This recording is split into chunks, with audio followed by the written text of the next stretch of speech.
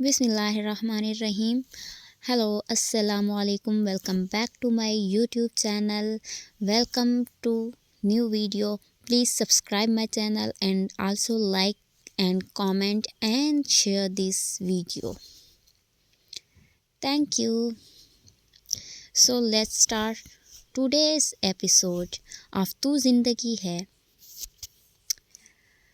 Motasim Khan workout करने के बाद ऑफिस जाने के लिए तैयार भी हो चुका था, मगर उसकी बीवी और बेटे के कमरे का दरवाज़ा नहीं खुला। वो 2-3 बार आते जाते चेक भी कर चुका था, मगर वो हनूज़ बंद ही मिला। अब तो उसके सब्र की इंतहा ख़त्म हो चुकी थी, इसलिए वो जलता भुनता सीधा उनके रूम के बाहर जाकर दरवाज़ा नॉक कर गया। किसी किस्म की आवाज़ न आने पर वो दोबारा से दरवाज़ा नॉक करने लगा। आ रही हूँ, अनिया की मीठी सी सुरीली सी आवाज़ पर वो लबदबा के मुस्कुराया। उफ़, मेरी बीवी, वो सोचकर दिलकशी से मुस्कुराया। दरवाज़ा खुलने पर उसने मुस्कुराते हुए अनिया को देखा। चेहरे से मुस्कुराहट गायब हुई और फिर आँखों को दोबारा से मसल कर देखा। इतनी देर में अनिया बेचारी भी सटपटा कर रुख बदल चुकी थी। वो तो ड्रा में रखा महंगा मेकअप चेक कर रही थी, ताकि वो इस महंगे मेकअप को लगाकर मोतसिम खान के सामने जाए और मोतसिम खान उस पर फ़िदा हो जाए। हालांकि वो तो पहले से ही उसकी मासूमियत पर फ़िदा था। ये बात अनिया को नहीं पता था। दरवाज़ा नॉक होने पर वो एक आंख पे अला बला लगाए ही दरवाज़ा खोलने आ गई। उसको लगा कि कोई मुलाजमा होनी, इसलिए वो आँख का मेकअप साफ़ किए बग़ैर ही दरवाज़ा खोल गई। मगर सामने मोतसिम खान को देखकर उसकी रूह फना हुई। अल्लाह अल्लाह, ये क्या हो गया? वो उंगलियां मरोड़ती आँखों को मेच गई। अनिया, ये क्या है? मोतसिम खान कुछ देर के बाद बोलने के काबिल हुआ तो उससे पूछता हुआ अंदर आया। अंदर दाखिल होने पर उसको दूसरा सरप्राइज़ भी मिल गया। उसका शेर इस वक्त हिरनी बना ज़मीन पर ही रेंग रहा था।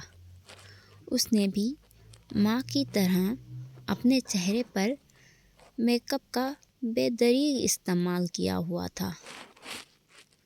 वो कभी बेटे को देख रहा था और कभी बीवी को, जो आँखों को नीचे फर्श की तरफ चेहरा कर चुकी थी।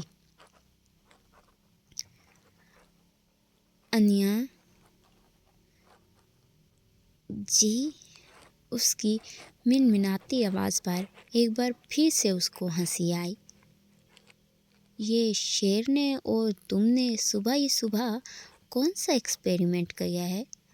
अब वो बेटे को उठाकर प्यार भी नहीं कर सकता था। उसका मेकअप वो अपनी वाइट शर्ट पर नहीं लगवा सकता था। वो हाँ, मैंने वीडियो देखी थी कि सुबह मेकअप करने से आप पूरा दिन फ्रेश रहते हो, इसलिए ये किया हुआ है। अनिया से कोई भी बात नहीं बन पा रही थी, इसलिए झूठ गढ़ दिया। ओह, तो मतलब मुझे भी फ्रेश रहने के लिए मेकअप करना चाहिए?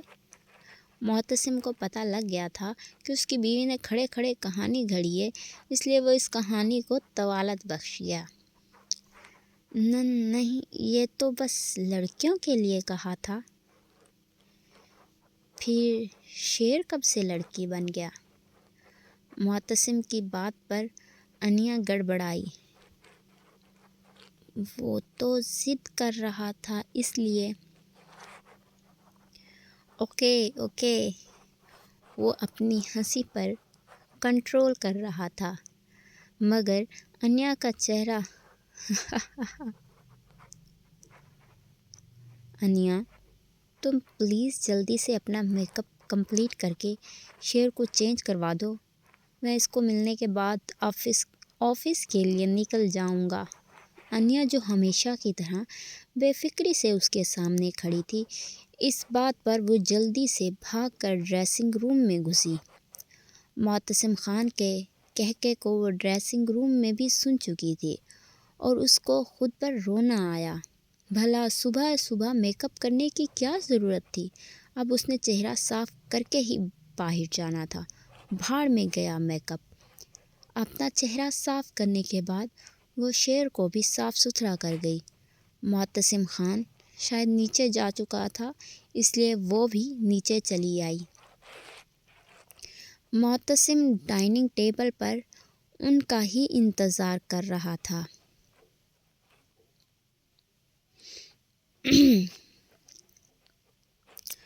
وہ معصوم چہرہ بنائے بہرام کو اس کی طرف بڑھا گئی، کیونکہ بیٹے صاحب کو اب باپ کی یاد آ ہی گئی تھی، ورنہ کمرے میں تو میک اپ کے ساتھ ہی مصروف تھا۔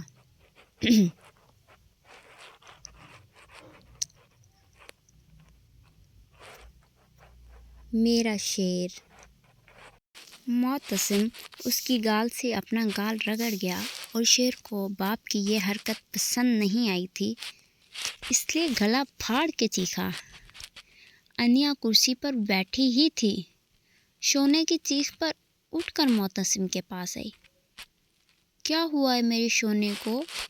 معتصم سے بہرام کو پکڑنے کے بعد اس کے آنسو صاف کیے، جو اتنی سی دیر میں بھل بھل بہنے لگے تھے۔ معتصم نے بھی بیٹے کی ایکٹنگ پر دل میں لا حول ولا قوت پڑھ کے رہ گیا۔ ماں کے پاس جانے کے لیے کچھ بھی کرے گا یہ لڑکا۔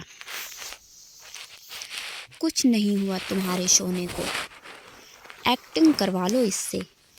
تھوڑا سا رخسار ہی ٹچ کیا تھا اور رونا سٹارٹ ہو گیا۔ معتصم دانت پیس کر بولا اور پھر جگ سے جوس گلاس میں ڈال کر منہ سے لگا گیا۔ کچھ کیوں نہیں ہوا؟ کتنا رو رہا ہے؟ آپ نے ہی کوئی شرارت کی ہونی۔ انیا منہ بناتی ہوئی کرسی پر جا کے بیٹھی۔ شرارت؟ اور میں؟ معتصم کو اچھو لگا، یہ اس کی بیوی کچھ بھی بول دیتی ہے کیا؟ ہاں نا، ورنہ کیوں رو رہا ہے یہ؟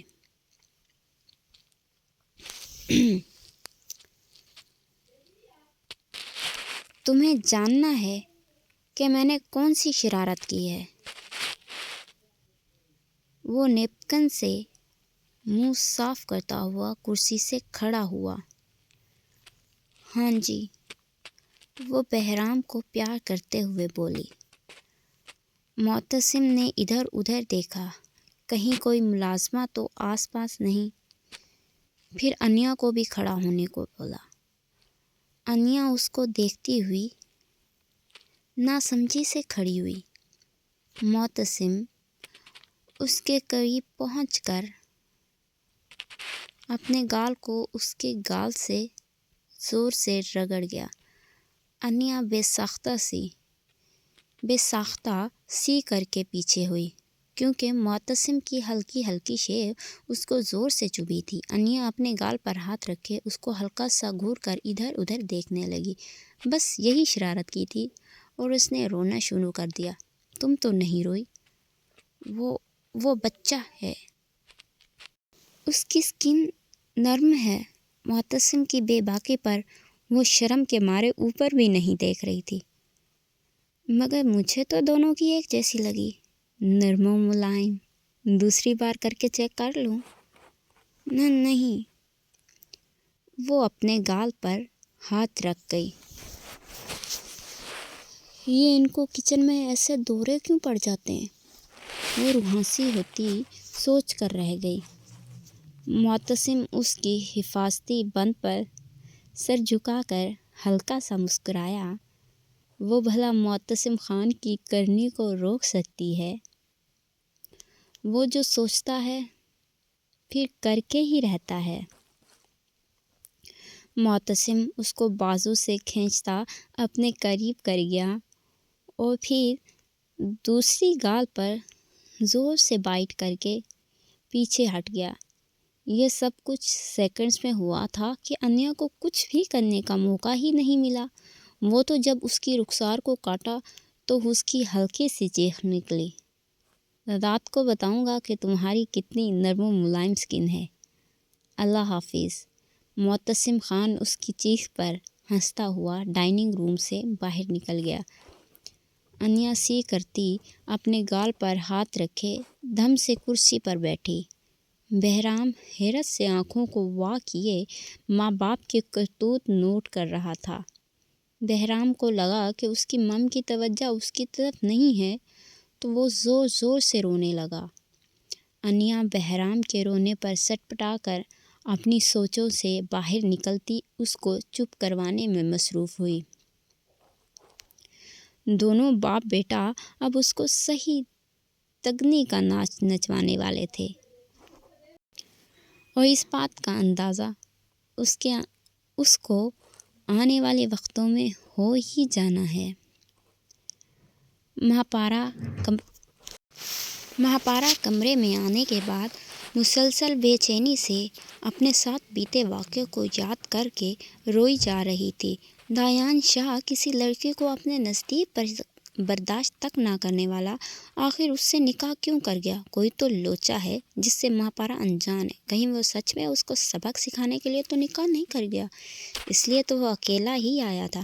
یہی بات ہو سکتی ہے، ورنہ بھلا دایان شاہ کو اس جیسی لڑکی میں کوئی انٹرسٹ ہو سکتا ہے؟ مہاپارا غصے میں ساری جیولری اتارنے کے بعد نوز رنگ کو اتارنے لگی۔ اس کو لگ رہا تھا کہ یہ سب پھپھو نے بھیجا ہے تو وہ ساری چیزیں واپس بھجوانے کا ارادہ کر کے بیٹھی تھی۔ نوز رنگ کا لاک ہی کھل کے نہیں دے رہا تھا۔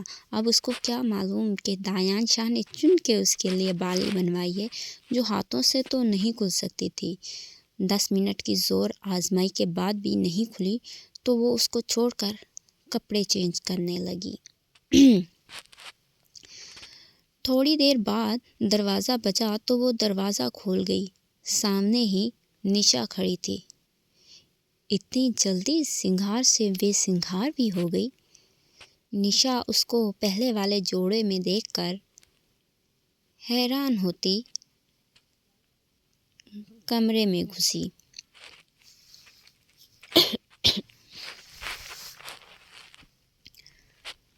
ہاں، کیونکہ جس کے نام کا سنگھار تھا اس سے نکاح نہیں ہوا تو اس کے نام کا سنگھار خود پہ کیوں اوڑھے رکھوں؟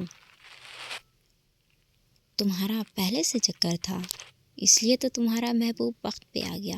نشا کی بات پر مہاپارا کو کرنٹ لگا مگر وہ خود کو نارمل کر گئی۔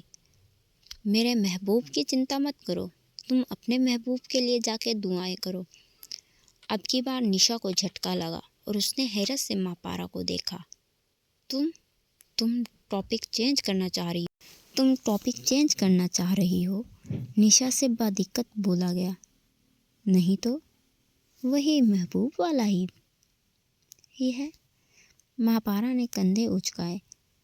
بہت جلد پورے خاندان کے سامنے تمہیں اور تمہارے محبوب کو بے نقاب کروں۔ یہ نکاح کروا کے بہت خوش ہو نا؟ ابھی تو تمہارا محبوب بے نقاب ہوا ہے، جب میرا ہوگا تو دیکھی جائے گی۔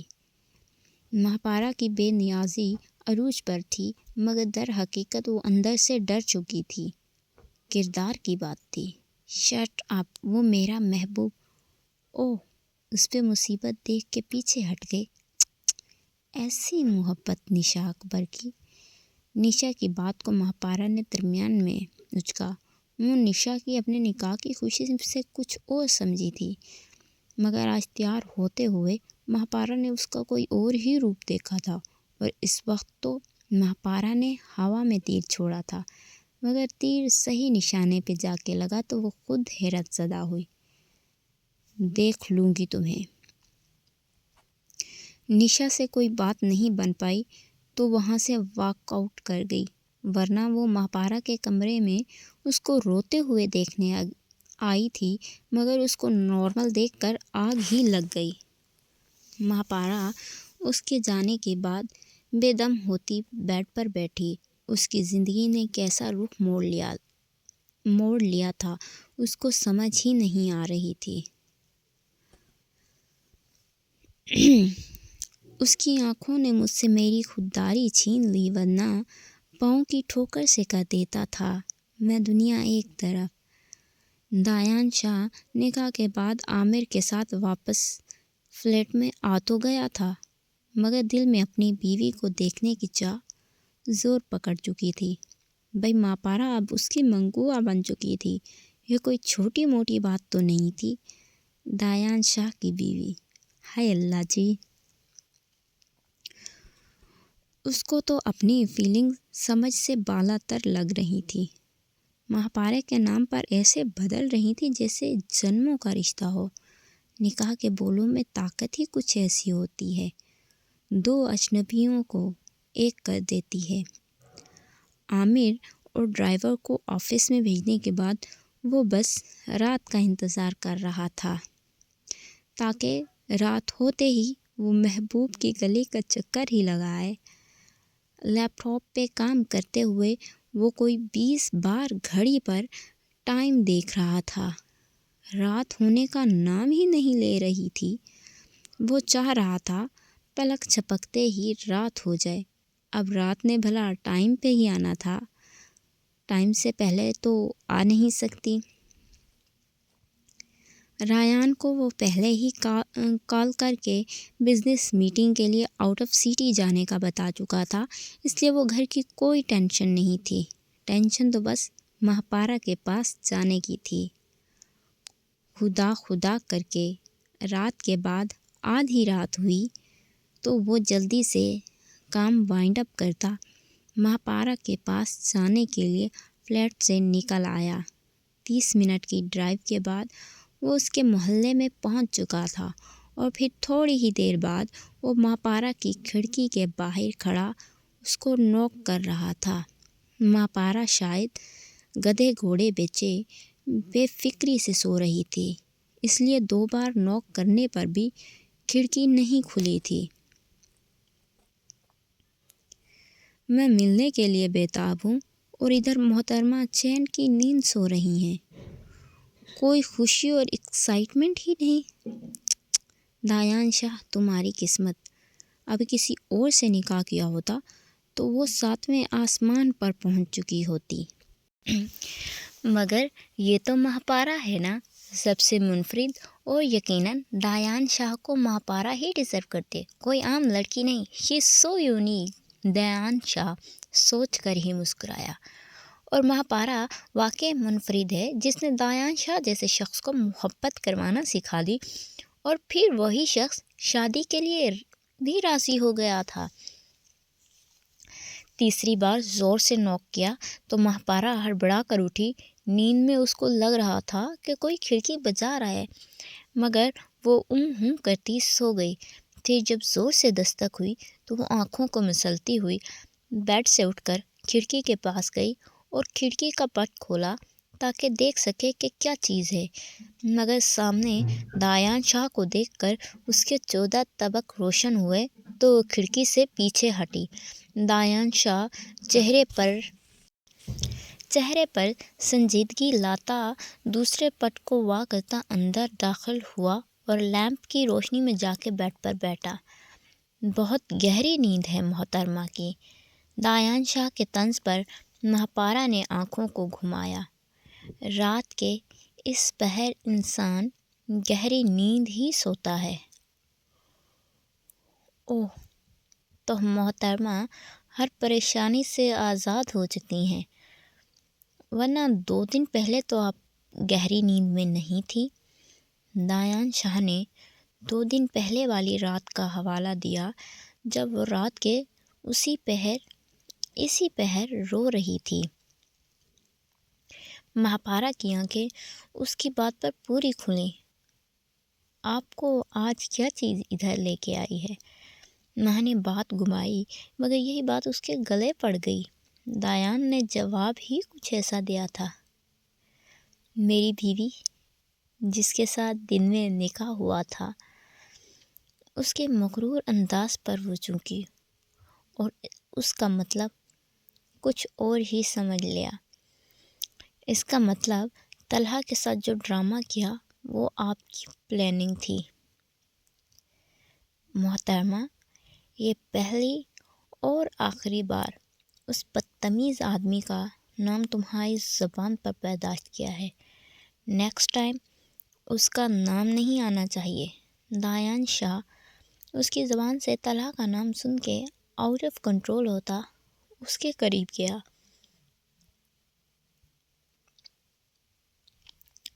وہ اب اپنی بیوی کے منہ سے کسی کا نام تک برداشت نہیں کر پایا تھا۔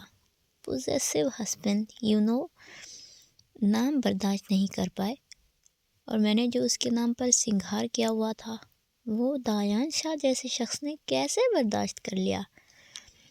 کسی اور کے نام پہ سجی دلہن کو آپ نے کیسے اپنے نام کر لیا؟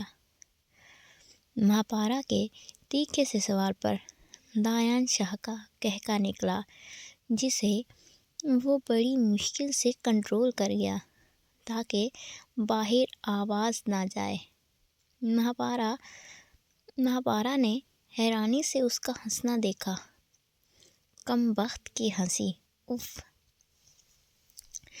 سو آج کے لیے تھی یہی episode. Wait for next episode.